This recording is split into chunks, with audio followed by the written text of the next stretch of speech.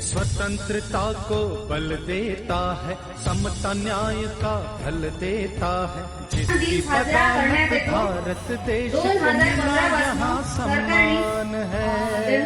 Doctor Babasaheb Ambedkar यांची 125वी जयंती या निमित्ताने या वर्षीपासून 2015 पासून संविधान दिन हा साजरा केला जातो आणि हे सरकारने कसं सांगितलेलं होतं की प्रत्येक शाळेत आणि प्रत्येक ठिकाणी संविधान दिन हा साजरा केला पाहिजे। याचं कारण हेच आहे की संविधानाबद्दल तुम्हाला सगळ्यांना माहिती असली पाहिजे की संविधान नेमकं आहे काय आपल्यासाठी। संविधान हे एका दिवसात पूर्ण झालेलं एक पुस्तक नाहीये, तर त्याची एक प्रॉपर समिती होती।